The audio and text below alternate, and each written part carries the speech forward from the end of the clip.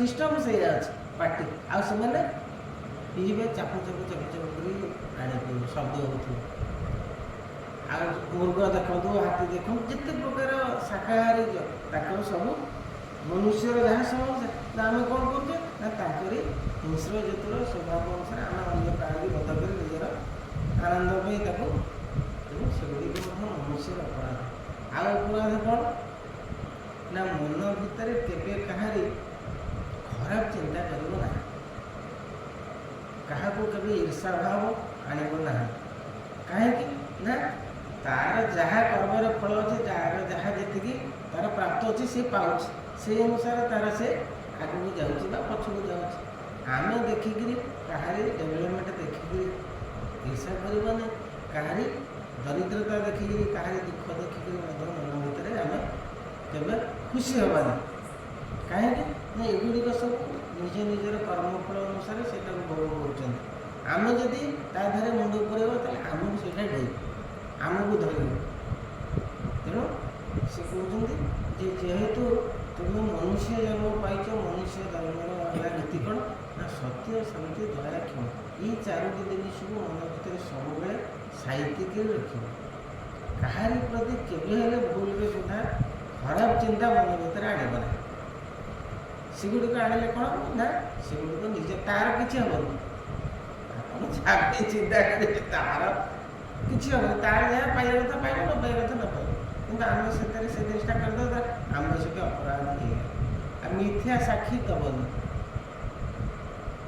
ଯଦି ତୁମେ ଯାଇକିରି ମିଥ୍ୟା ସାକ୍ଷୀ ଦେଲେ ଭାଇଙ୍କୁ ହେଇଗଲା, ପନିସମେଣ୍ଟ ହେଇଗଲା, ତ ସିଏ ବହୁତ କିଛି ତାକୁ ଦଣ୍ଡ ସେଠି ଭୋଗିବାକୁ ପଡ଼ିବ। କାହିଁକିନା ତୁମେ ଦେଖିଲ ଯାହା ସେଠି କହିଲେନି, ସେ ଯଦି ତୁମର ସାମର୍ଥ୍ୟ ଅଛି ଏ ସତ କଥା କହିବ ନା ଏ ହେଇଛି। ଆଉ ମୁଁ ମିଛରେ ବଳଦେବଙ୍କ ଉପରେ ମୋର ଅଛି ବୋଲି ମୁଁ ଦେଖିଛି, ବଳଦେବ କଣ୍ଟାକୁ ଦୁର୍ଘଟଣା ପକେଇଲି, ମିଛରେ କହିଲି।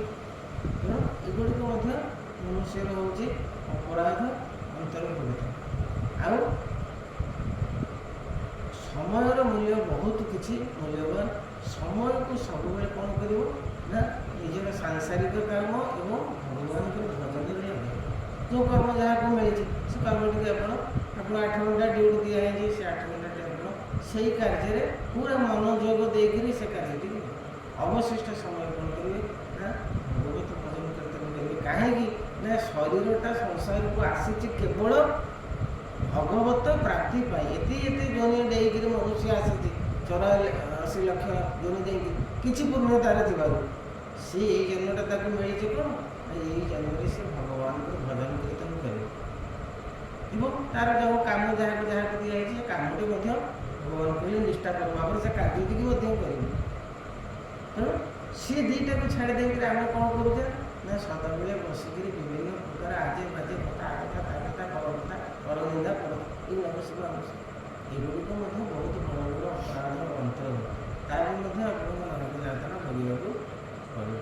ତେଣୁ ଏହି କଥା ଗୁଡ଼ାକ ଯେତେବେଳେ ସବୁ ଶୁଣିକିରି ପରୀକ୍ଷିତ ମହାରାଜ ପଚାରୁଛନ୍ତି ଶୋକ ନେଇକରି ଯେ ତାହେଲେ ଯଦି ଆମ ଜୀବନରେ ଏଇଭଳିଆ ସବୁ କର୍ମ କରିଦେଇଛେ ତାକୁ ପ୍ରତିକାର କ'ଣ ଅଛି, ନରକକୁ ଆମେ କେମିତି ଯିବା ନାହିଁ, ଆମେ କ'ଣ କଲେ ଏଥିରୁ ଆମେ ବର୍ତ୍ତିବା। ଆଜି ସେଇ ଅଧ୍ୟାୟ ଅଜାଣର ଉପାଖ୍ୟାନ ଏଗୁଡ଼ା ସେଇଟା ହେଇଯିବ ବୋଲି ସେଇଟା ଲେଖା ହେଇଛି। ସେଇ ଜିନିଷଟା ଏବେ ବି ହେଉଛି।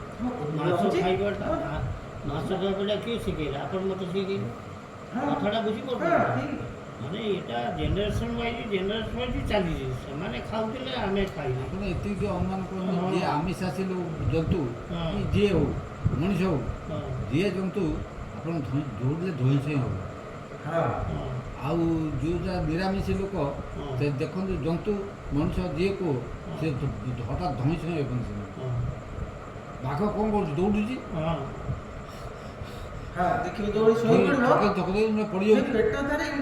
ଦୌଡ଼ୁଛି ଏତେ କେତେ ଧଇଁ ସଇଁ ହେଉଛି। ଠିଆ ହେଇକି ଅନେଇଥିବ ପଛକୁ ଅନେଇକି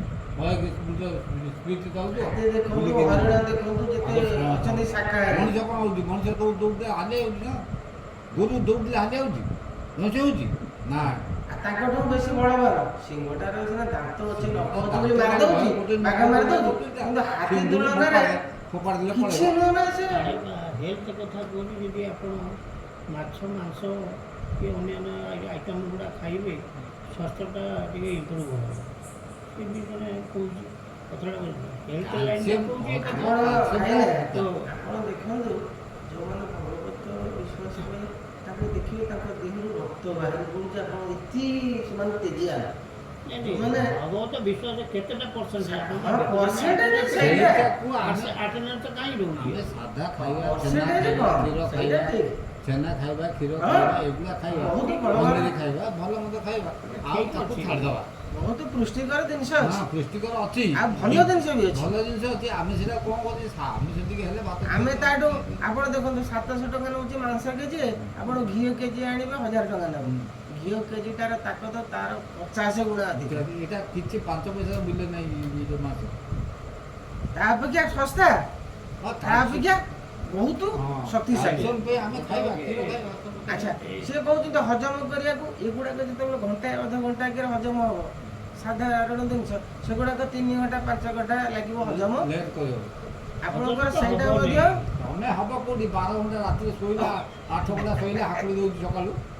ଦଉଛି। ଆଉ ତମକୁ 2-4 ଘଣ୍ଟା ଆଉ କଣ? ମୁଁ ସେ କହୁନି ତାର ଦୀର୍ଘ ସମୟ ନବ ସେ ଜିନିଷ ହଁ। ପାକସ୍ଥଳୀରେ ସେ ମାନେ ଇଏ କରିବା ପାଇଁ। କଣ ବୁଝେ। ତେଣୁ ସବୁ ଗୁଡ଼ାକ ତକଲିଫ, ଏକରେ ପଇସା ଅଧିକା ଖର୍ଚ୍ଚ, 2ରେ ଗୁଡ଼ାଏ ତା ପରିଶ୍ରମ, 3ରେ ଆପଣ ଖାଇବେ, ଖାଇସାରିଲା ପରେ ଆମିଷ ଦେଖନ୍ତୁ ଆପଣ ପାଟି କଦାପି ଭଲ ଲାଗିବନି।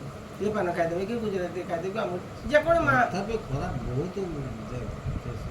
କିନ୍ତୁ ଆପଣ ଟିକେ କ୍ଷୀର ଖାଇଦେବେ, ଛେନା ଖାଇଦେବେ, ଘିଅ ଖାଇଦେବେ, ଆପଣ ପାଟି ଖରାପ ଲାଗିବ। କିଛି ନାହିଁ, କେତେ ବ୍ରହ୍ମ ବାସନା ହବ, ଖରାପ ଲାଗିବ। ଆପଣ ଦେଖନ୍ତୁ ଯେ ଆପଣ ଭାରି ଗର୍ବ ଅନୁଭବ କରୁଛନ୍ତି ଯେ କି ଆମର ମନ୍ଦିର ମାଳିନୀ ଓଡ଼ିଶା। ହଁ। ଆପଣ ଖାଲି ଆର ସର୍ଭେ କରନ୍ତୁ, ଆପଣ ଆସାମ ଆଉ ଇଏ ମାନେ ସେ 7ଟା ସେ ଛାଡ଼ନ୍ତୁ, ଆସାମ ଗୋଟେ ଥିଲା, ସିଏ ଗୋଟିଏ ୱେଷ୍ଟବେଙ୍ଗଲ, ତାପରେ ଓଡ଼ିଶା, ଆଉ ରହିଲା ବିହାର, ଆଉ ସାଉଥ୍ କଥା ଛାଡ଼ି ଦିଅନ୍ତୁ। ଏ 3-4ଟି ଷ୍ଟେଟ୍ ଛାଡ଼ି ଦେଇକି କେହି ମାଛ ଖାଆନ୍ତିନି। ଜେନେରେଟିଂ ମାନେ ଜେନେରେସନ୍ ୱାଇଜ୍ ଯେତେବେଳେ ଆସୁଛି ସାଉଥ୍ ସାଇଡ଼୍ରେ କିନ୍ତୁ ଆଜିକାଲି ଜେନେରେସନ୍ରେ କମ୍ ବହୁତ ଲୋକ ଖାଉଛନ୍ତି, ଆଗେ ଆଉ ନଥିଲା। ସାଉଥ୍ ସାଇଡ଼୍ଟା ଆପଣ ଦେଖିବେ, ନର୍ଥ ସାଇଡ଼୍ଟା ଯିବେ, ଆଉ ଏପଟ ଇଏ ୱେଷ୍ଟ ସାଇଡ଼୍କୁ ଯିବେ, ସେ ବିଲକୁଲ ସେ ଜିନିଷକୁ ମଧ୍ୟପ୍ରଦେଶ ଲୋକ ଖାଆନ୍ତି ନାହିଁ, ରାଜସ୍ଥାନର ଲୋକ ଖାଆନ୍ତି ନାହିଁ, ଗୁଜୁରାଟ ଲୋକ ଏ ଯେଉଁ ଜମ୍ମୁ କାଶ୍ମୀର ଲୋକ। ଗୋଟେ କଥା ହେଉଛି ଆଜିକାଲି ଲୋକ ଯାଇକି ଖାଉଛନ୍ତି। ହଁ, ଆପଣ ଯୋଉଟା କହୁଛନ୍ତି ପରମ୍ପରାଟା ସିଏ ସେଠି ଅଛି, ସେଇଟା ଖାଉନା। ପରମ୍ପରା ହଁ। ଯାହା ଅଛି ସେଇଟା ଚାଲି ଆସିଛି। ହଁ। ସେଇଟା ଇଏ ଲୋକ କେମିତି ଖାଉଛନ୍ତି ଆପଣ କହୁନାହାନ୍ତି? ହଁ, ସେ ଯାହା କହିଲେ ଆମ ବାପା ଆଜା ଖାଉଥିଲେ ବୋଲି ଆମେ ଖାଇଲେ। ନାଇଁ ଖାଇଲେ ଯେ ଆମେ ଜାଣୁଛେ ଆଦେହରେ ଅଛି ସ୍ୱାସ୍ଥ୍ୟ ପାଇଁ ନିରାମିଷଟା ଠିକ୍ ନା ନାଇଁ, ନିରାମିଷଟା ସ୍ୱାସ୍ଥ୍ୟ ପାଇଁ କିନ୍ତୁ କାହିଁକି ଏଟା ଏମିତି ଅସୁବିଧା ହେଲା? ଯେହେତୁ ଘରେ ଯାହା କହିଲେ ଆପଣଙ୍କର ଚଳି ଆସୁଛି, ସେଇଟା ଖାଉଛନ୍ତି ଆଗରୁ, ହଁ। ସେଇଟା ଆପଣ ସେଇଠୁ ବାଧ୍ୟ ହେଇକିରି ଆଣିବାକୁ ପଡୁଛି। ଅଣ୍ଡା ଦେଲେ ଆପଣଙ୍କୁ ଖାଇବାକୁ, ନାଇଁ ମୋ ପୁଅର ବଳ ବେଶୀ ହବ, ମାଛ ଦେଲେ ଖାଇବାକୁ, ଅନ୍ୟାନ୍ୟ ଜିନିଷ। ଆଜି ଆପଣ ପାଇଁ 5ଟା ଆଇଟମ୍ କର, ଆପଣଙ୍କର ଗୋଟିଏ ଅଣ୍ଡାଟେ ହେଲେ ସବୁଦିନ କରିଦେବ, ସେଇଆକୁ ସାଟିସ୍ଫାଏଡ଼ ହେବ, ଖାଇଦେବ, ଆଉ ପରିଶ୍ରମ କରିବା ପାଇଁ ଦରକାର ନାହିଁ। ଅଣ୍ଡା ଝୋଳଟେ ହେଇଗଲା, ମାଛଟିଏ ହେଇଗଲା ଗଲା। କିନ୍ତୁ ସାଦା ହେଲେ 5ଟା ଆଇଟମ୍ କରିବ, କିନ୍ତୁ ସାଦାରେ ଖର୍ଚ୍ଚ ଅଧିକା, କ'ଣ କହିଲେ, ପରିଶ୍ରମ ବେଶୀ। ପରିଶ୍ରମ ବେଶୀ। ଏ ପରିବା କାଟେ, ଇଏ ତାପରେ? କର, ସିଏ କର, ଭଜା କର, ତରକାରୀ କର, ଦୁନିଆ କଥା ଆଉ ପୁଣି ଆଜିକାଲି ମାନେ ଗୋଟେ ପରିବାରରେ କିନି ଜଣେ 2 ଜଣ ଥିବେ ମାନେ ଇଏ ଶାକାହାରୀ, ଆଉ ସବୁ ଥିବେ। ହଁ, ଆପଣ କ'ଣ ଏମିତି କରିବେ? ଜଣଙ୍କ ପାଇଁ ହଇରାଣ ନା ସିଏ। ସେଇଟା ତ ଠିକ୍ କିନ୍ତୁ ତାର ଭିତରେ ଆମକୁ ବଞ୍ଚିବାକୁ ଏଇଟା ବହୁତ କମ୍ ଲୋକ କରିବେ, ବେଶୀ ଲୋକ କରିପାରିବେନି। ତେଣୁ ଆମେ କ'ଣ କରିବା ନା ବାଧ୍ୟ ହେ ମଦନ ଖାଉଥିଲି ଛାଡ଼ିଦେଲି, ମୁଁ ଖାଉଥିଲି ଛାଡ଼ିଦେଲି। ସେ ଛାଡ଼ିଦେଲେ ଯେ ଆପଣଙ୍କର ଅଚଳ କିଛି ହବନି, ଟିକେ ଆଡ଼ଜଷ୍ଟମେଣ୍ଟ ହେଇଗଲା ପରେ ସେ ପୁଣି ଚାଲିବ, ଅଭ୍ୟାସ ହେଇଗଲେ ମୁଁ ସରିଲା। ଦେଖିଲି ଗୋଟେ ପରିବାର, ମୋ ସାଙ୍ଗଟା ତା ସ୍ୱାମୀ ସ୍ତ୍ରୀ 2 ଜଣଙ୍କ ଜୟଗୁରୁ ହଁ। ଦୀକ୍ଷା ନେଲେ, ସୂତା ଫୁତା ବାନ୍ଧିକି ଯାଇକି ଜୟଗୁରୁ ଦୀକ୍ଷା ନେଲେ। ଆଚ୍ଛା, ସେ 2 ଜଣ ଆମିଷ ଛାଡ଼ିଦେଲେ। ଇଏ ହଁ। ପୁଅ 2ଟା ଝିଅ 2ଟା କହିଲେ 4ଟା ଛୁଆ ପିଲା ନା ଆମେ ଆଉ ଆଇଁଷ ଖାଉନୁ। ଘରେ ଟୋଟାଲ୍ ତାଙ୍କର ବନ୍ଦ। ବାପା ମା କେହି ଖାଇଲେନି ଯେ ପିଲା ଅଟୋମେଟିକ୍ ଛାଡ଼ିଦେଲେ ଆଉ। ମୁଁ ଯେତେବେଳେ ଯାଇ ପହଞ୍ଚେ ତା ଘରେ ରହିବି 2-4 ଦିନ ରହିବି, ରହିଲା ପରେ ସିଏ ଏଠୁ ମିଶେ କହିବେ ତମେ ଯାଅ ହୋଟେଲରୁ ମୋ ସାଙ୍ଗେ ନେଇ ଆସିବ। ବୋଲେ ତମେ କେହି ଯିବା ଦରକାର, ତମେ ନିରାମିଷ ଖାଉଛ, ମୁଁ ବି ନିରାମିଷ। ଆଉ ମୁଁ ତମେ ଏକୁଟିଆ ତ ପନିର ଆଣୁଛ, ଛତୁ ଆଣୁଛ, ଆଉ ଅନ୍ୟାନ୍ୟ ପରିବା ଆଣୁଛ, ବହୁତ ସଫିସିଏଣ୍ଟ ପରିବା ଖାଉଛ, ଆଉ ମୋର ଏଥିରେ ମାଛ ମାଂସରେ ମୋର କ'ଣ ହେବ? ମୋତେ ଏଇଟା ପସନ୍ଦ। ଆରେ ବାବା, ଆପଣ ସିନା ଘରେ ବାପା ମା ଅଛନ୍ତି ବୋଲି ଆପଣ ଯେତେବେଳେ ବାହାର କଲେଜରେ ରହିବେ ପାଠ ପଢ଼ିବେ, ସେଠି ଯଦି ରାତି ଇଏ ତ ଇଏ ହେଲେ ସେଗୁଡ଼ା ସବୁ ପିଲା ଗୁଡ଼ା ଅଛନ୍ତି ମଦ ମାଂସ ବ୍ୟତୀତ ଆଉ ନା କିଛି ହେବ ଆଉ ସେଠି ପାରିବେନି। ସେ ପାରିବ। ଆପଣ ସେଟା ବାପା ମା ପାଖରୁ ତିଷ୍ଠି ଗଲେ ଆଉ ସେଠି କ'ଣ କରିବେ? ତାକୁ ରେୟାର ଲୋକ କରିବା ପାଳନ କରିବେ, ସେଇ ଲୋକ ନହେଲେ ମ୍ୟାକ୍ସିମମ୍ ଲୋକ କ'ଣ ଆକୁ କରିପାରିବେ? ଯେତେ କହିଲେ ସେ ଆଡଭାଇସ୍ ଦେଇଛି ସତ କହିବ, ଇଏ ସବୁ କଥା ଇଏଟା ସବୁ ଯାହା କହିଛି, ସେ ଯାହା କହିଛି ଠିକ୍ କହିଛି, କିନ୍ତୁ ସେଟା ଆମେ କିଏ ପାଳନ କରୁଛୁ? ସେଇ ପାଳନ କିଏ କରୁଛି ସେଟା?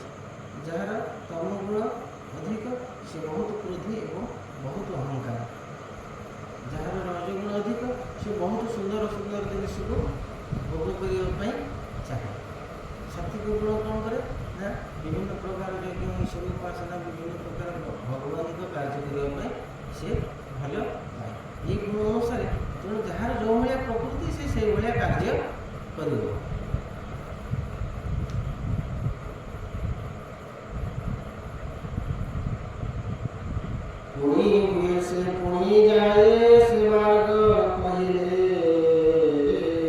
ତ୍ରୁଟି। ସେ ପ୍ରକୃତି ମାର୍ଗରେ ବିଷୟ ଆଶାର ଜନ୍ମ ଉପଭୋଗ କରିଥିଲେ କ'ଣ ହୁଏ ନା ଜନ୍ମ ପରେ ଜନ୍ମ, ମୃତ୍ୟୁ ପରେ ପୁଣି ଜନ୍ମ ପରେ ପୁଣି ମୃତ୍ୟୁ, ଏଇ ଆସିବା ଯିବା ସେମାନଙ୍କର ବରାବର ଲାଗିଛି। ଯେ ପୁଣି ଅଧର୍ମ ଲକ୍ଷଣ ନରକମାନଙ୍କ ବର୍ଣ୍ଣନ ଯେ ସ୍ୱୟଂ ଭୁବନବାରୀ କହିଲ ଚତୁର୍ଥେ ସମ୍ଭାଳି।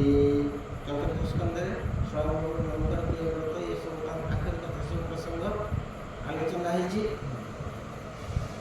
ସେମାନେ କ'ଣ କରିଥିଲେ ନା ଭଗବାନଙ୍କର ସେମାନେ ବହୁତ ବଡ଼ ବଡ଼ ଭକ୍ତ ଥିଲେ। ସେମାନେ ଭଗବାନଙ୍କର ଉପାସନା ରାଜା ଥିଲେ, ମହାରାଜା ଥିଲେ, କିନ୍ତୁ ସେମାନେ ବହୁତ ଭଗବାନଙ୍କର ଆରାଧନା ସେମାନଙ୍କର ବହୁତ ଥିଲା, ଭକ୍ତି ଥିଲା।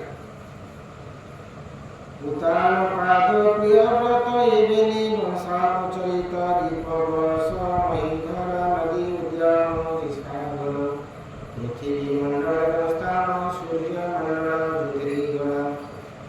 ଭୂଗୋଳ ସେ ଅଧ୍ୟାୟରେ ସବୁ କହିଛନ୍ତି ପୃଥିବୀର ଭୌଗୋଳିକ ସ୍ଥିତି କେଉଁଠି କେମିତି, ସୂର୍ଯ୍ୟମଣ୍ଡଳ କେମିତି, ଚନ୍ଦ୍ରମଣ୍ଡଳ କେମିତି, ଆମର ଜନ୍ମଦ୍ୱୀପ କେମିତି, କକ୍ଷଦ୍ୱୀପ କେମିତି, ଅନ୍ୟାନ୍ୟ ଦ୍ୱୀପ ସବୁ କେମିତି କ'ଣ ସେଠି କେଉଁ କେଉଁ ନଦୀ କେଉଁ କେଉଁ ପାହାଡ଼ କେଉଁ କେଉଁ କ'ଣ ସବୁ ରହିଛି। ଯେମନ୍ତ ପ୍ରକାରେ ଈଶ୍ୱର ସରିଲେ ଅଖିଳ ସଂସାର ଈଶ୍ୱର କହିଲ ମାଗ ଏବେ ପୁଛଇ ମହାଭାଗ। ଏସବୁ ଜିନିଷ ଆପଣ ମୋତେ କହିସାରିଛନ୍ତି। ବର୍ତ୍ତମାନ ମୁଁ ଆପଣଙ୍କୁ ପ୍ରଶ୍ନ କରୁଛି, ନାନା ପ୍ରକାରେ ଯେ ନରକ ପ୍ରାଣୀ ସଞ୍ଚରନ୍ତି ଅନେକ ଉଗ୍ର ଯାତନାକୁ ଭୁଜନ୍ତି କି କଲେ କହି ନ ପଡ଼ନ୍ତି। ବିଭିନ୍ନ ପ୍ରକାର ଅପରାଧ ପାଇଁ ବିଭିନ୍ନ ପ୍ରକାର ବର୍ଣ୍ଣନା ରହିଛି। କେଉଁ କେଉଁ ଅପରାଧ କଲେ କେଉଁ କେଉଁ ଦଣ୍ଡ ଆମକୁ ମିଳିବ ତାର ଏଠି ନିର୍ଣ୍ଣୟ ଦିଆଯାଇଛି। ସେ କହୁଛନ୍ତି ଯେ ଆମେ କ'ଣ କଲେ ଆମକୁ ନରକ ଗତି ହେବ ନାହିଁ, ସେ ବାଟ କିଛି ଅଛି କି?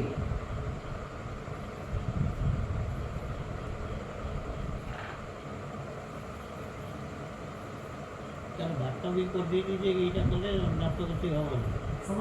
କାହିଁକି ନରକ ଗତି ପ୍ରଥମରୁ ଯେଉଁମାନେ କରିଥିଲେ ଯେଉଁଟା ହେଇଛି ବୋଲି ଏଇଟା ଲେଖା ଅଛି, ତ ଏଇ କାମଟା କଲେ ନରକ ହେବନି। ଆଜି ଯେଉଁଟା ଜାଣିକି ମଧ୍ୟ ବି ସେଇଟାକୁ ପୁଣି ଆଉ ଥରେ କହୁଛି। ଜାଣିକି ତ ସବୁ ଲୋକ ବୁଝୁଛନ୍ତି, ଶୁଣୁଛନ୍ତି, ସବୁ ଜାଣୁଛନ୍ତି, ସେଇଥିରେ ଯାଇ ସେଇ କାମ କରୁଛନ୍ତି। କିଏ ଆଉ ନ ଜାଣୁଛି ଯେ ମୁଁ ଜଣକୁ ହାଣି ଦେଲେ ମୋତେ ଏଇଭଳିଆ ପନିସମେଣ୍ଟ ହେବ, ସେ ଜାଣିନି। ଏଇଟା କ'ଣ ପୁଣି ମୁକ୍ତ ହେବା ପାଇଁ ବି ରାସ୍ତା ଅଛି। ଭୁଲ କରିବ ପୁଣି ମୁକ୍ତ ହେବା ପାଇଁ ରାସ୍ତା। ଭୁଲ ଆପଣଙ୍କର ଯେତେ ଅପରାଧ କରନ୍ତୁ ତାର ପ୍ରାୟଶ୍ଚିତ ଅଛି। ଅପରାଧ କଲେ ଯଦି ଅନୁତାପ କଲେ, ଅନୁତାପ ଯଦି କଲେ ଯେ ମୁଁ ଏ କାମ କରିଛି ଆଉ ଜୀବନରେ ଏ ପ୍ରକାର କାର୍ଯ୍ୟ କରିବି ନାହିଁ, ଯଦି ଅନୁତାପ କରି ତାର ଆପଣ ପ୍ରତିକାର କରିବେ ତାହେଲେ ଆପଣ ତାର କ୍ଷତିଟା ଜଣଙ୍କର ଲାଭ ହେବ, ଜଣଙ୍କର କ୍ଷତି ହେବ। ତେଣୁ କ୍ଷତିଟା ସେ ପୁଣି ସେ କେମିତି ଆପଣ ତ ରାସ୍ତା ପାଇଲେ ଯେ କି ପ୍ରାୟଶ୍ଚିତ ନେଇ କଲେ, କିନ୍ତୁ ଯାହାର ମେଜର ଇଏ ରହିଲା ତାର ସିଏ କ'ଣ କରିବ? ଯିଏ ମରିଗଲା କ୍ଷତିଟା ହେଲା ମୁଁ କହିବା ହଁ ଯାହାକୁ ସେ ଧର ମାରିଦେଲା, ହଁ ମାରିଦେଲା ହଉ ନହେଲେ ତାର ଲସ୍ କରେଇଦେଲା, ଯାହା ଘର ପଡ଼ିଦେଲା କି ମାରିଦେଲା କି ତାକୁ ଯାହା କିଛି ତା ପାଇଁ ଦେଲା ସେପରେ ତାର ମୁଁ ଧର ଆପଣ ଯଦି ଗାଳି ଦେଲି ଯାହା ଆପଣଙ୍କ କଥା ମୁଁ କ୍ଷମା ପ୍ରାର୍ଥନା କରୁଛି ନା ଆଉ କ'ଣ ସେଇଭଳିଆ ଆପଣ ମୋତେ ଗାଳି ଦେବେ? ନାଇଁ ନାଇଁ କ୍ଷମା ପ୍ରାର୍ଥନା କ'ଣ ଇଏ କ'ଣ ପାଣ୍ଡିଆ କ୍ଷମା ଭୁଲ କରିକି କ୍ଷମା ପ୍ରାର୍ଥନା କରୁଛି ପବ୍ଲିକ୍ ପାଖରେ, ସେଟା କ'ଣ ସ୍କୁଲ ଯାଇ ଯୋଉଠି ପେପର ଯାହା କହିବ କଥାଟା ବୁଝୁଛନ୍ତି। ଆମେ ସେଟା କହୁଛୁ ଭୁଲ, ଅନେକ ଲୋକ ମତେ ଦଉଛନ୍ତି ପାଣ୍ଡିଆନ କିଛି ଭୁଲ କରୁନି।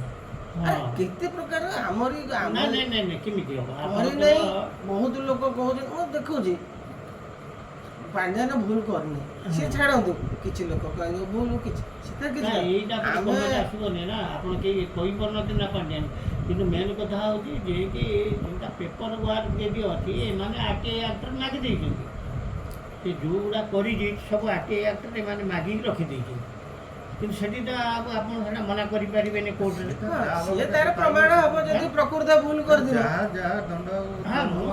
ତାର ଯଦି ପ୍ରକୃତ ସେ ଥିବ ସେଥିରେ ଆମେ ତ ଏପର୍ଯ୍ୟନ୍ତ କନଫର୍ମ ନୁହଁ। ସେ ବର୍ତ୍ତମାନ କ୍ଷମା ମାଗିଲେ କ'ଣ ଏକ୍ସକ୍ୟୁଜ୍ ହେଇଯିବ? କହିବା କଥା ହେଉଛି ନାଇଁ କ୍ଷମା କାହାକୁ ମାଗିଲା ବର୍ତ୍ତମାନ ଲୋକଙ୍କର ଯେଉଁ ପ୍ରକାରର ଦେଲେ ଭ୍ୟୁଜ୍ ଦେଲେ କି ଲୋକ ତାଙ୍କର ଦଳ ଯେଉଁ କହିଲା ନାଇଁ ଆମେ ତମର ପାଇଁ ହାରିଲୁ ତାଙ୍କରି କଥାରେ କ୍ଷମା ପ୍ରାର୍ଥନା କଲେ ନା ଆଉ ତାଙ୍କ ପାଖରେ ନାହିଁ। ସେ କେବେ କହିନାହାନ୍ତି ଯେ ପାଣ୍ଡିଆନ ପାଇଁ ହାରିଛି ବୋଲି। ତାଙ୍କର ଲୋକ କେହି ତାଙ୍କ ଦଳ ବା କହିଲା ଯେ ପାଣ୍ଡିଆନକୁ ଆ ଭିତରେ ଆଉ ପୁରେଇ ଦେବୁନି ପାଣ୍ଡିଆନକୁ ଏଠି ଆସିଲେ ପଛରେ ସେମାନେ କହୁଛନ୍ତି। ନବୀନ ପଟ୍ଟନାୟକ ସେ ନିଜେ କହୁଛି ଯେ ତାର କିଛି ନାହିଁ।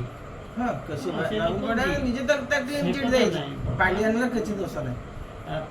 ସୁରତ ରାଉତ ହେଇକା କହୁଛନ୍ତି ପାଣ୍ଡିଆନର କିଛି ଦୋଷ ନାହିଁ। ସ୍କୁଲ କରିଛି, କଲେଜ କରିଛି, ପାଣି କରିଛି, ରାସ୍ତା କରିଛି, ଘାଟ କରିଛି, ବସଷ୍ଟାଣ୍ଡ କରିଛି, ସବୁ ସେଇ କରିଛି। ମନ୍ଦିର ସବୁ କରିଛି, ମସଜିଦ କରିଛି, ବ୍ରିଜ କରିଛି, ସବୁ ସେ କରିଛି। ତେଣୁ କାହାର କ'ଣ ମତାମତ ସିଏ ପ୍ରକୃତ ଆମେ ଜାଣିପାରିବା ଯେତେବେଳେ ତାର ଯଦି ସ୍ୱାର୍ଥ ଥିବ। ଏମାନେ ମାଗିଛନ୍ତି ପେପର୍ସ, ସେମାନେ ପ୍ରମାଣ ଉପରେ କହିବାରେ କିଛି ନାହିଁ। ତାପରେ କ'ଣ ଏକ୍ସକ୍ୟୁଜ୍ ହବ କେମିତି? ମୋବିଲିକି ଏକ୍ସକ୍ୟୁଜ୍ ମାଗିଲା ମାନେ ସେଇଟାକୁ ସେ ଶୁଣନ୍ତୁ ନା ଯେତେବେଳେ ସେ କ୍ଷମା ମାଗୁଛି ତାଙ୍କୁ ଆଡମିଟ୍ କରିନେଇ ସେ କ୍ଷମା ମାଗୁଛି କୋଉଥିପାଇଁ ଆଜ୍ଞା ଜାଣିଛନ୍ତି ନା? ସେ କହିଥିଲା ମୁଁ ସବୁ ଇଏ କରି ପକେଇବି, ସବୁ କରିବି, ମୋ ଶଙ୍ଖ ପାଟି ଇଏ ହବ, ସେଥିପାଇଁ ମୁଁ ଯୋଉ ସନ୍ନ୍ୟାସୀ ନେବା କଥା ସନ୍ନ୍ୟାସୀ ନେଇଯିବି। ନେଇଗଲା ତ ଆଉ କଥା ଏ ଲୋକଙ୍କୁ ସେ କହିଲା, ସେ ତାଙ୍କ ଦଳକୁ କହିଦେବି। ଦଳକୁ କ'ଣ ଦଳ ତ ବାହାର କରିଦେବ। ଆରେ ଯେତେବେଳେ ଜଣେ ଲୋକ ଭୁଲ ମନ୍ତବ୍ୟ ଦେଉଛି ମିଡ଼ିଆରେ କ'ଣ କହୁଛନ୍ତି ଲୋକ ଯେ ସେମାନେ କ୍ଷମା ପ୍ରାର୍ଥନା କରନ୍ତୁ। ଆଉ କ'ଣ କରିବେ? ଯଦି ଜଣେ କହିଦେଇଛି ଯେ କ୍ଷମା ପ୍ରାର୍ଥନା କରନ୍ତୁ, ଇଏ କଥାଟା ମୁଁ କହିବାଟା ଅନୁଚିତ, ମୋର ଏଇଟା ଭୁଲ, ମୋତେ ଓଡ଼ିଶାବାସୀ କ୍ଷମା ଦେବେ। ଆଉ ସେତିକି ତ ସଇଲା, ଆଉ କ'ଣ ତାପରେ କରିବ? ଆଉ କ'ଣ କହୁଛି? ଆଉ କ'ଣ କରିବ? ସିଏ ଦଳ ଫଳ କଥା ନାହିଁ, ଇଏ ସମସ୍ତଙ୍କୁ ଓଡ଼ିଶାବାସୀ ସବୁ ଭୁଲ କ୍ଷମା ମାଗେ। ଜଣେ କ୍ଷମା ମାଗିଦେଲେ ତାର ସେଇଟା ରିଲାକ୍ସ ହେଇଗଲା। ଆଉ ବଳାଙ୍କର କିଛି କହିବାର ଅଛି କି? ମଣିଷ ମାରିଥିଲେ ବି ଲୋକ ଦୟା ପଡ଼ିବେ। ଆଉ କିଛି ଆପଣ ମୁଁ ମଣିଷ ମାରି କହିନା ମୋର ଭୁଲ। ଆପଣ ଯଦି ଗୋଟରେ ପଡ଼ିକି ବହୁତ କ୍ଷମା ମାଗିବେ 5 ଲୋକ ଆଗରେ, ଆଉ ସିଏ ବରିଆଉଥିଲା, ସେ ମଲା। ପରିବାରଟା ବର୍ବାଦ ସେ କଥା ପଡ଼ିଛି ନା। ତା କଥା ସେ ବୁଝିବନି, ସେ କାହିଁ କଲା କି? ନାଇଁ ମାରିଦେଲା ପରେ ଜଣେ ଆପଣଙ୍କୁ କ'ଣ କରିବେ? ମରିଦେଲା ପରେ ଆଉ କିଛି ନାହିଁ। ଆପଣଙ୍କୁ ମାରିଦେଲେ ବର୍ତ୍ତମାନ କୋର୍ଟ କ'ଣ ଆପଣଙ୍କୁ ମାରିଦେଲେ ଏଇଟା ସୁଯୋଗ ପଡ଼ିଗଲା କି? ଆପଣ ଯଦି ବଞ୍ଚିକିରି କଥାଟାକୁ ରିଏଲାଇଜ କଲେ ପ୍ରକୃତ ଜିନିଷଟା ଅତି, ତାହେଲେ ସେଇଟା ହେଉଛି ବଡ଼ ଦଣ୍ଡ। ଆପଣ ଯଦି ସେଇଭଳିଆ କରିଚାଲିଲେ ସେ କଥା ଛାଡ଼ନ୍ତୁ। ଅପରାଧ କଲେ ନା ଏକ୍ସକ୍ୟୁଜ୍ ନାହିଁ। ଅପରାଧ କଲା ମାନେ ଅପରାଧ ହିସାବରେ ଏଇ ଅପରାଧ ପାଇଁ ଅଛି ନା କ୍ଷମା, ଏଇ ଅପରାଧ ପାଇଁ ଏଇ ହେଉଛି ଦଣ୍ଡ। କ୍ଷମାଟା ରହିଛି, ଦଣ୍ଡ ଅଛି। ଆପଣ ଯଦି ଏକ୍ସକ୍ୟୁଜ୍ ମାଗିଲେ, ଆପଣ ଗାଁରେ ଆଗ ନିଶା ବହୁଥିଲା କ'ଣ ସେ ଲୋକ ଯଦି ଠିଆ କ୍ଷମା କରୁଥିଲା, ଲୋକ କହୁଥିଲା ଆଉ ଛାଡ଼ ଯାହା ମିଶିଯା। ଆଉ ଯଦି ଯେଉଁ ନ ମାନିଲା ତାକୁ ଗାଁ ସାରା ମିଶିକିରି ବାନ୍ଧୁଥିଲେ ସବୁ ଅଟକ। ଯଦି ସେ କ୍ଷମା ପ୍ରାର୍ଥନା କଲା ତା ଉପରେ ଆଉ ବିଚାର ତ ହେଇନାହିଁ, ମୁଁ କୋଉଠି ଶୁଣିନାହିଁ ଯେ ସେ ତ କ୍ଷମା ମାଗିଲା, ଭୁଲ ମାନିଲା, ତୋର ଭାଇ ମିଶି ଯାଉ ଉଠେଇନି। ଆଉ ତାପରେ କ'ଣ କରିବ? ଆଉ ତାପରେ ତାକୁ ବାଡ଼େଇଲେ କିଛି ଲାଭ ଅଛି? ଯିଏ ଶୁଣିବ ସେ କହିବ ତମର ସେ ଲୋକ ସେ ଯୋଉ ପରିବାରଟା ନଷ୍ଟ ହେଇଗଲା ତାକୁ ତ ପୁଣି କନସିଡର କରିବାର ଅଛି ନା। ଚୋଟ ପଡ଼ିଯାଉଥିଲା, ତାକୁ ଚୋଟ ପକେଇଦେଲା, ତାକୁ ଦେଖିବାର ଅଛି। ସେଇଟା ଖାଇବ, ସେ ଚୋଟ ଖାଇଥିଲା, ସେଇଟା ହେଉଛି ମେନ୍ କଥା। କିନ୍ତୁ ରହିଛି କ୍ଷମା ଗୋଟେ ଜିନିଷ ରହିଛି। ସିଏ ମାରିଦେଲା ପରିବାରଟା କଥା ପଡ଼ିନି, ଗୋଟେ ସେ ଆକ୍ସିଡେଣ୍ଟ ମରିଯାଉଛି, ଫେର ତା ପରିବାର ନଷ୍ଟ ହେଉଛି ନା? ହଁ, ନ ମାଇଲେ ବି ସେ ମରିଯାଉଛି, ପାଣିରେ ବୁଡ଼ି ମରୁଛି, ଗାଡ଼ିରେ ଯାଉଛି ମରୁଛି, ଅନ୍ୟାନ୍ୟ ବାଘ ଭାଲୁ ଖାଇ ଦଉନ୍ତି, ଏ ବାଘ ବା ଆସି ନେଇ ଗଲେ କେଇଟା ମୁଁ ସେଟା ତ ଅଲଗା କେସ୍। ସେ ଅଛି, ସେ ତାର ପୂର୍ବଜନ୍ମ ଅନୁସାରେ ଅଛି, ସେ ପୂର୍ବଜନ୍ମ ଅନୁସାରେ ସେ ତାକୁ ହଣା ଖାଇବ, ସେ ହଣା ଖାଇବ। ମଣିଷଟା ମାଇଲା ବୋଲି ତାକୁ କୁହାହେଲା, ଆଉ ବାଘ ଆସି ନେଇଗଲେ ଘରେ ବସି ତାକୁ କ'ଣ କରିବ? କଷ୍ଟ ପାଇବାର ଅଛି। ଆମେ କାହାକୁ ଅଟକେଇ ପାରିବା? ଏଇ ମରିଗଲେ 9 ଜଣ ଆଜି ମରିଗଲେ ଟ୍ରେନ୍ ଆଜି ସବୁଦିନେ ମରୁଛନ୍ତି। ବସ୍ ଏକ୍ସିଡେଣ୍ଟ ସଦାବେଳେ ହଉଛି। ଏଇ ଆଳି କାର ପିଟି ଦେଲା 2 ଜଣ, ଟ୍ରାକ୍ଟର ଗାଡ଼ି ବାଡ଼େଇଦେଲା, ଟ୍ରାକ୍ଟର ବାଡ଼େଇଲା 4 ଜଣ, ଫେର ନୂଆ ଗୋଟିଏ ପୁଅ ପୁଅ ତାର କେହି ନାହିଁ, 4 ଜଣ ଯାକ ଫେର ଯବାନ ପୁରା। ହେ ଜ୍ୱର ହେଲା ସବୁ କୋଏଦ ଫୋଏଦ କିଏ ଯାଇଥିଲା, କୋଏଦରୁ 45ଟା ଶବ ଆସିଲା, ନିଆଁ ଲାଗିଗଲା, 45ଟା ଶବ ଆଇଲା। ଆମ ଓଡ଼ିଶାକୁ 2ଟା ଆଇଲା। ତାକୁ କିଏ କ'ଣ କରିବ? ସେ ସୃଷ୍ଟି ସେୟା ବନେଇକି ସେ ରଖିଛି। ବନେଇକି ରଖିଛି 24ରେ ଫାଳେ ଅଧା ସରିଯିବ। ଆମେ ସରିବ ନାଇଁ, ମୁଁ ଅଧା ସରିଯିବ। ଯାହା ହବ ଆମେ ତ ଅଛେ। 10 ଗୁଣା ଜନ୍ମ ହଉଛନ୍ତି ମରିବେ। ଏଇ କାଲି ଦିନ ଭରି ମୁଁ କାଲି ଗଲି ମୁଁ ଦିନ ଭରି ମୋର ମୁଣ୍ଡ ଏଇଠୁ ଗଲି ଏଇଠି ସେ ଏଇ ଯେଉଁ ମାନେ ହରିପୁରରେ କିନି ମିଠା କିଣିଲି ବୁଝିଲେ ନା ମୋବାଇଲଟାକୁ ଛାଡ଼ି ପୁଣି ବର ହରିବ।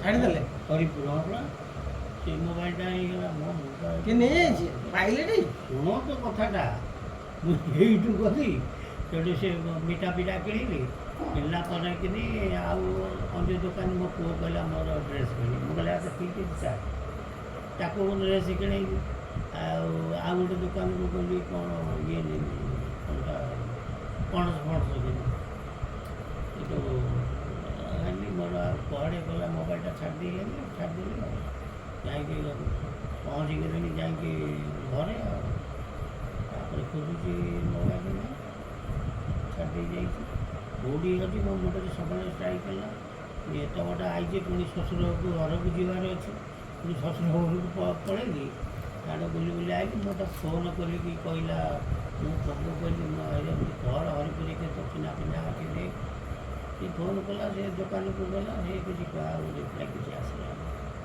ତାପରେ ଅନ୍ୟ ଜଣକୁ ଫୋନ୍ କଲି କେଉଁଠି କୁଆଖିଆ ସେଠି ସେ ଯେମିତି ସେ ସେମିତି ଖୋଜି ବୁଲିଲା କେଉଁଠି କିଏ ଭିଡ଼ ବହୁତ କାଲି ଇଏ ଯେ ଜିନିଷ ନେଉଛନ୍ତି ନା ଭିଡ଼ ଭିତରେ କିଏ ଯାଉଛନ୍ତି ଆଜି ଦୋକାନଦାର କ'ଣ ଜାଣିପାରିବ ମନେକର ଆପଣ ଧୋଇଲେ ଯେ କିଏ କାହା ନେଲା? ସିଏ କେତେ କାହାକୁ ଲକ୍ଷ୍ୟ କରିବ କହୁନ? ତାପରେ ସିଏ ତ ଲକ୍ଷ୍ୟ କରିଦେଲେ ରଖିଦେଇଥାନ୍ତା। ମୁଁ କହିଲି ଗଲା 25,000 ଗଲା ସାରା ମୁଁ କହିଲି ହେଲା କେଉଁ ପ୍ରଭୁ ଯେ ମୋ ମନରେ ଭାରି ଦୁଃଖ ହେଲା ମୁଁ ଠାକୁରଙ୍କୁ ମୁଁ କହିଲି ଆରେ ମୁଁ କେଉଁଠି ଭୁଲ କଲି ମୁଁ ସବୁ ମାନେ ଇଏ ଗାଡ଼ିରେ ବସିକି ସବୁ ଇଏଟା କଲି ରିକଲ୍ କଲି କେଉଁଠି ମୋର ଭୁଲ ରହିଲା କେଉଁଠି ଇଏ ଗଲା ମନଟା ଭାରି ଦୁଃଖ ହେଲା ମୋ ଗାଡ଼ି ମୁଁ କାହାର ଏମିତି କ୍ଷତିଟା କରିଥିଲି ଏମିତି ରହିଲା ସବୁ ଆସିଲି ଫେରିକି ଆଇଲି ହେଲା ସେ ଦୋକାନଦାର ପଚାରିଲି ଏଇଆ କହିଲା ହଁ ଦେଇଦେଲା ତେଣୁ ସେଇ ଦୋକାନ ହେଉଛି ସତ୍ ଧନ ସେ ମିଳିଯିବ। ମୋର ଗୋଟେ ଏଇଟା ସେଇଥିରୁ ଆପଣ ଅନୁମାନ କରନ୍ତୁ ସତର କେତେ ଶକ୍ତି ସତ୍ୟଟାକୁ ଆମେ ପାଳନ କଲେ ଆମ ଜୀବନରେ ଆମେ କେତେ ଲାଭବାନ ହବା। ତମେ ଶାନ୍ତି ପାଇବ ଏ ସେ କଥା ବା। ଆରେ ସେ ଜଣେ ଇଲେକ୍ଟ୍ରିକ୍ ବିଲ୍ ପିଲାଟା କହୁଥିଲେ ବା ମୁଁ ଆପଣଙ୍କୁ ଥର କରିଦେଇଛି ଇଲେକ୍ଟ୍ରିକ୍ ବିଲ୍ ପିଲାଟା 300 ଟଙ୍କା ସେ ନେବା କଥା ସିଏ ମୋତେ କ'ଣ 500 ଟଙ୍କାରୁ 300 ଟଙ୍କା ନେଲେ ସେ 200 ଟଙ୍କା ଫେରିବା କଥା ମୋତେ ସେ 300 ଟଙ୍କା ଫେରି ଦେଇଛି ପକେଟରେ ଅଛି ସିଏ ଭୁଲ ଭାଲରେ ଦେଇଛି ନୂଆ ପିଲା ବିଲ୍ ଯା ମୁଁ ପଇସାଟା ଏଇଠି ପୁରେଇଦେବି ଦେଇକି ମାଛ ମାର୍କେଟ ଗଲା ସେ ଝିଅ କହିଲା ଆଉ ଭାଇନା ଦେଶୀଟା ଦେବି ନା ଏ ବାନ୍ଧଟା ଦେବି ଦେଶୀ କାହା ଦେବି ଦେଶୀ ଯାହା ପଇସା ଅଛି ନା ପଇସା କଥା ଦେଖିବା ପଛେ ଅନେକ ସେ ବିଲ୍ ସାଙ୍ଗରେ 300 ଟଙ୍କା ମୋତେ 300 ଟଙ୍କା ବିଲ୍ଟା ବୋଲି କହିଲା ଆଉ 300 ଟଙ୍କା ମୋତେ କ'ଣ ଦେଇଦେଇଛି ଭୁଲ କଲା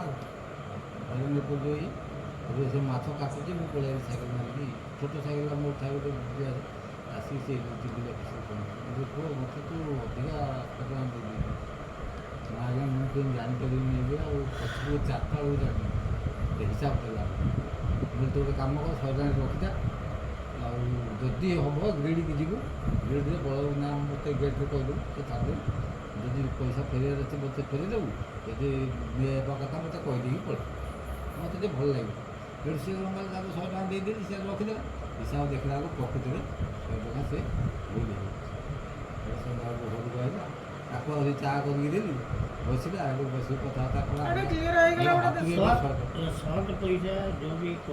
ଆପଣ ଖୁସି ଲାଗିଲା ନାହିଁ ଆଉ ମୁଁ ଶାନ୍ତି ପାଇବି ଗୋଟେ ଜିନିଷ ଭୁଲ ହେଇଥିଲା ଯଦି ଆପଣଙ୍କର ବାଇଚାନ୍ସ ଆପଣଙ୍କର ଏମିତି ମିସ୍ ହେଇଗଲା ତମେ ଆପଣ ଚାହିଁବେ କି ମୋ ନାୟକଙ୍କର ଉପକାର କରୁଛି କି ମୋର ସମୟ ପରେ ଇଏ ସାହାଯ୍ୟ କରିପାରେ କିନ୍ତୁ ନାୟକ ନ କରିପାରେ ଆଉ କିଏ ଅନ୍ୟ ଜିନିଷ ଯଦି ଆପଣଙ୍କର ସତ୍ ମାନେ ହୃଦୟ ଖୋଲା ସାହାଯ୍ୟ ହୃଦୟ ଖୋଲା ନାଇଁ ଏକଦମ ଠିକ ଆସିବ ତାର ସେ ଅଟୋମେଟିକ ସାହାଯ୍ୟ ମୁଁ ଆପଣଙ୍କୁ ନ କରିପାରେ କିନ୍ତୁ ସେଇଟା ଆପଣଙ୍କର ଉଡ଼ିଗଲା ସେଇଟା ମାନେ ନୁହଁ ଆପଣ କରିବେ ବୋଲି ମାନେ ନୁହଁ ମାନେ ସେଇ ଲୋକ କରିବ ବୋଲି ନାହିଁ ନା ନା ସେ ମୁଁ ସେଇଟା ଭରସା ରଖିବା କଥା କିନ୍ତୁ ଲୋକ ଭଗବାନ ତାକୁ କରିବେ ଭଗବାନ ସେମାନେ କ'ଣ କହିବେ ସେ କହୁଛି ମୋର ଭଗବାନ ଅଛି, ପାଣି ଏତେ ଆସି ପହଞ୍ଚିଲାଣି ସେ କହୁଛି ମୋର ଭଗବାନ ଅଛି।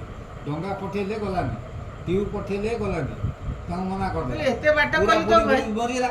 ମରିଲା ପରେ ନାରଦ କହିଲେ ପ୍ରଭୁ ତମେ କି ଲୋକ କିଅ, ସେ ପାଣିରେ ବୁଡ଼ିକି ଡାକୁଛି ତମକୁ, ତମେ କହୁଛ ନା ଆରେ ତ ନାରଦ ତମେ ବୋକା ଦେଇ, ମୁଁ କ'ଣ ଯାଇଥିଲି କାଖେଇ ଆଣିଥିଲି, କ'ଣ କହୁଛୁ ତମେ?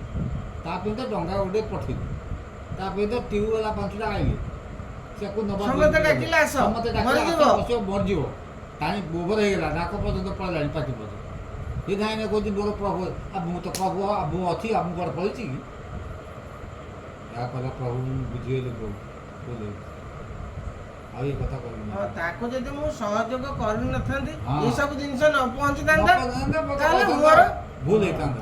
ମୁଁ ତ ସବୁ ପଠେଇଲି ତା କତିକି। ନା ତ ମତେ ମତେ କ'ଣ କହୁଛ ଏମିତିଆ ତୋ କଥା? ପ୍ରାଣ ଚାଲିଯିବ ପଳେଇଆ। ହଁ, ଭଗବାନ କେମିତି କ'ଣ ନିଜେ ଆସି କହନ୍ତି ଅନ୍ୟ ମାଧ୍ୟମରେ, ସେ କଥା ଆପଣଙ୍କ ଦ୍ୱାରା ହଉ, ତାଙ୍କ ଦ୍ୱାରା ହଉ, ତାଙ୍କ ଦ୍ୱାରା ହଉ, ହଁ। ସେ ଗୋଟେ ଜଣକୁ ସଡନଲି ଆପଣ ସେତେବେଳକୁ ମୁଁ ଯେମିତି କୃଷ୍ଣ କରିନଥିଲେ ହଁ। ଲଗେଇ ନଥିଲେ ହଁ, ସେଇଭଳିଆ ଆଉ। ନାଇଁ ସେମିତି ପହଞ୍ଚିଯିବ। ଏଇ ପାଗଟା ବେଳକୁ ପଡ଼ିଦବା ବନ୍ଦ କରିଦବା, ଆଉ ହଁ। ସମୟ ହବନି, ହଁ, ଏତିକି ସମୟ କରିଦବା ଆଉ। 8ଟା ହେଇଗଲା। ଏଇଥିରୁ ଏତିକି ଆଉ ହଁ ସେତିକି 5 ମିନିଟରେ ସରିଯିବ। ହଁ। ଶ୍ରୀ ସୁକୋବାଚ ମନୋବଚନ ଶରୀରରେ ଯେ ପ୍ରାଣୀ ପାପ କାର୍ଯ୍ୟ କରେ। ମନୁଷ୍ୟ 3ଟି ଉପାୟରେ ପାପ କାର୍ଯ୍ୟ କରେ। ଗୋଟିଏ କ'ଣ ନା ମନ ଦ୍ୱାରା। ମୁଁ ମନେ ମନେ ଚିନ୍ତା କଲି ଆପଣଙ୍କର ଖରାପ ଚିନ୍ତା କଲି ଯେ କେମିତି କ'ଣ କରିକି ବଡ଼ମାନଙ୍କୁ ହଇରାଣରେ ପକେଇବି, ମନେ ମନେ ମୁଁ ଚିନ୍ତା କଲି, ସେଇଟା ମୁଁ ପାପ ଅର୍ଜନ କଲି।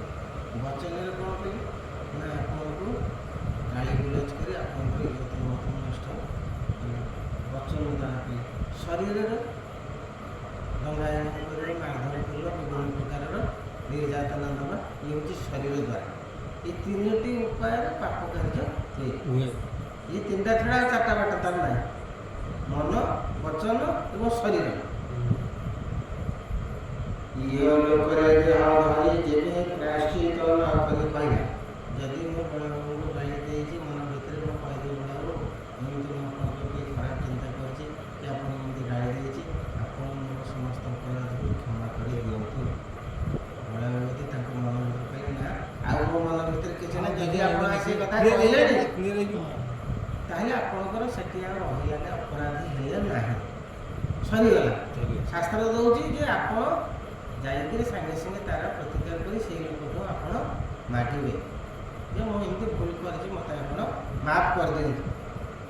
ହେଲା,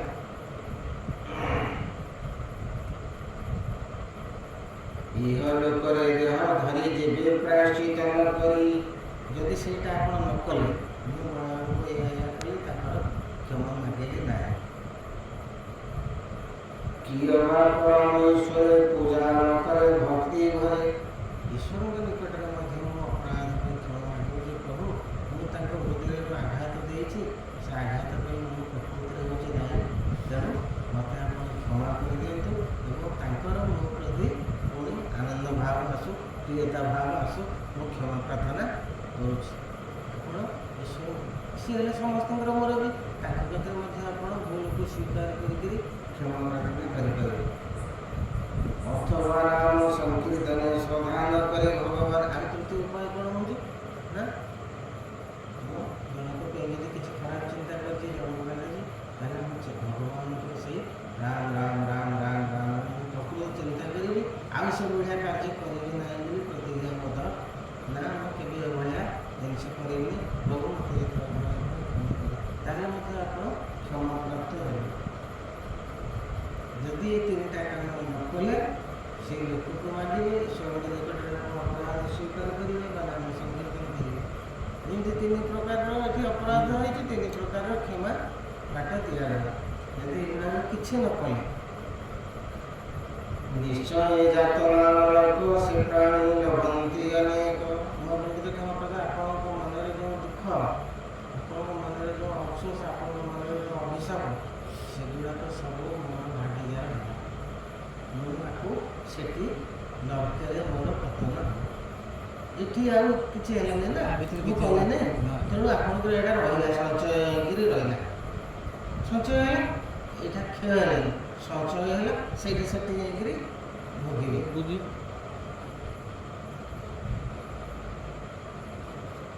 ନିଶ୍ଚୟ ଜାତନାନକ ସେ ପ୍ରାଣୀ ରହନ୍ତି ଅନେକ, ଯେବଣ ପ୍ରକାରେ ବିଷକ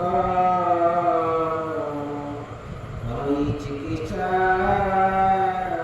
ବିଷକ କହିଲେ ଚିକିତ୍ସକ, ଯେମନ୍ତ ପ୍ରକାର ବିଷକ ହେଲେ ଚିକିତ୍ସକ। ହରି ଚିକିତ୍ସା ଅନେକ, ଆପଣଙ୍କୁ ରୋଗ ବ୍ୟାଧି ହେଲା, ସେ କ'ଣ କରୁଛନ୍ତି, ଆପଣଙ୍କୁ ଚିକିତ୍ସା କରିକିରି ଆଣି ହେଇଯାଉ, ଅନ୍ୟାନ୍ୟ ଯାହା ହେଇଯାଉ, ଭେଟରନାରୀ ହଉ ଏକ୍ସଟର୍ନାଲ, ସେ ଆପଣଙ୍କୁ ଚିକିତ୍ସା କରିକି ଭଲ କରିଦେଉଛି। ରୋଗର ଗୁଣକୁ ଜାଣି ନିଦାନ କଥା ଆଗେ ନିଦାନ ସେ ଦେଖିବେ, ଆର ରୋଗଟା କ'ଣ ସେଇଟାକୁ ଆଗେ ନିର୍ଣ୍ଣୟ କରିବେ, ଏଇଟା କେତେ ଦୂର ତାକୁ ଆକ୍ରାନ୍ତ କରିଛି, ବହୁତ କରିଛି କି କମ୍ କରିଛି। ଚିକିତ୍ସକ ସେଇ ସବୁ ଗୁଡ଼ାକ ନିଦାନ ଦେଖିକିରି ସେଇ ଅନୁସାରେ ସେ ତାର ଔଷଧପତ୍ର ଦିଏ। ତେମନ୍ତେ ମରଣର ଆଗେ ସର୍ବତମନା ହୋଇବେ, ପାପର ନିବାରଣ ଅର୍ଥେ କରିବ ସଦ୍ୟ ପ୍ରାୟଶ୍ଚିତ। ତେଣୁ ମୃତ୍ୟୁ ପୂର୍ବରୁ ଯାହା ଯାହା ଅପରାଧ କରିଛ, ଏଇ ତିନୋଟି ବାଟରେ ସେ ଅପରାଧକୁ ସେଇଠି ତାକୁ ତୁଟେଇକିରି ଆସିବ। ଯଦି ତୁଟେଇକିରି ଆଇଲ, ତା ପାଇଁ ତମେ ଆଗେ ନରକ ଯାତନା ଭୋଗିବ ନାହିଁ। ରାଜା ପରୀକ୍ଷିତ ବାଚ ପାପ ହିତ ପରିମାଣି ତଥାପି ବିଷୟାରେ ପ୍ରାଣୀ। ପରୀକ୍ଷିତ କହିଲେ ଲୋକ ତ ଜାଣୁଛି ଏଇଆ କଲେ ଏଇଆ ଦଣ୍ଡ ମିଳିବ, ପୁଣି କେମିତି ସେଇ କାର୍ଯ୍ୟଟାକୁ ସେ କରୁଛି, ପଚାରୁଛନ୍ତି ସେ। ପାପ ଅହିତ ପରିମାଣି ତଥାପି ବିଷୟରେ ପ୍ରାଣୀ, ପାପରେ ପୁଣି ହିଁ ପ୍ରବର୍ତ୍ତେ କି କାର୍ଯ୍ୟ ତେବେ ପ୍ରାୟଶ୍ଚିତ। ପାପଟା ତ କରୁଛି ନା, ପ୍ରାୟଶ୍ଚିତରେ ଲାଭ କ'ଣ? ସିଏ ବି ପଚାରିଲେ, ଆପଣ ଯେମିତି ପଚାରୁଛନ୍ତି ନା, ସେ ତ ଜାଣିଲା ଯେ ତାଙ୍କୁ ଏମିତି କହିଲେ କି ଏମିତି କଲେ ଖରାପ ଦେଲେ, କିନ୍ତୁ ସେ କାର୍ଯ୍ୟ କରୁଛି। ପ୍ରାୟଶ୍ଚିତ କହିଲା, କ'ଣ ତା ଦେହରେ ତାର ଲାଭ କ'ଣ ହେଲା? କେବେ ବା ପାପ ନିବର୍ତ୍ତଇ ପୁଣି ପାପ ଆଚରଇ, ଏଥି ଅନ୍ତରେ ପ୍ରାୟଶ୍ଚିତ କୁଞ୍ଜର ସ୍ନାନ କଲା। ସେ ପାପ କରୁଥିବ, କ୍ଷମା ମାଗୁଥିବ, ପାପ କରୁଥିବ, କ୍ଷମା ମାଗୁଥିବ। କୁଞ୍ଜର ଯେମିତି ସ୍ନାନ করে, ହାତୀ ଯିବ ନଦୀରେ ପଶି ସ୍ନାନ କରିବ, ଯେମିତି ଶୁଖିଲା ଗଛ ପୁଣି ବାଲି ଗୁଡ଼ାକ ତା ଉପରକୁ ପକେଇବ। ଆବେ ସିଏ ପ୍ରାୟଶ୍ଚିତ ଲାଭ କ'ଣ କରୁଥିବ, କ୍ଷମା ମାଗୁଥିବ? ଏ ପ୍ରଶ୍ନ ପଚାରିବ। ଶ୍ରୀ ସୁଖବାଚ କର୍ମରେ କରି କର୍ମ ମାନ ନିଗ୍ରହ କରନ୍ତି ଯେ। ଏଥିରେ ଛାଡ଼ ଆଉ ଦୀପା ଦେଇଛି ଜମା ପଢ଼ାଇନି, ଏତିକି ଥାଉ, ଏବେ ଆସ୍ତେ ଆସ୍ତେ ପଢ଼ିବା, ସ୍ଲୋରେ ପଢ଼ା ହେଉଛି, ଆଉ ବୁଝି ହେଉଛି ନା ଆଲୋଚନା ନ କରି ପଢ଼ିଲେ କ'ଣ ହେବ, ଖାଲି ପଢ଼ିଦେଲେ ସାଙ୍ଗେ ସାଙ୍ଗେ ଏଇଟା କଥାଗୁଡ଼ା ପରସ୍ପରରେ ବୁଝାବୁଝି ହେଇକି ପଢ଼ିବାଟା ହିଁ ବୁଝିକି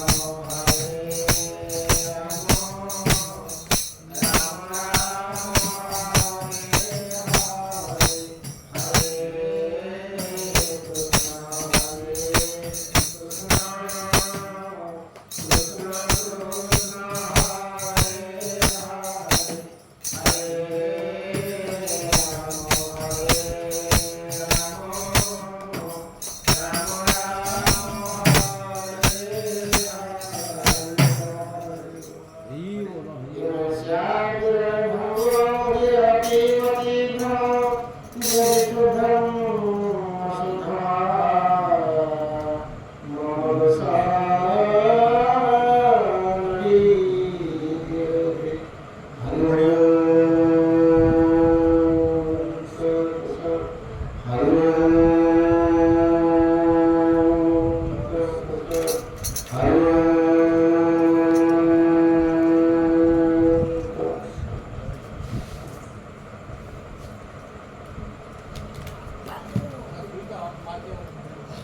হ্যাঁ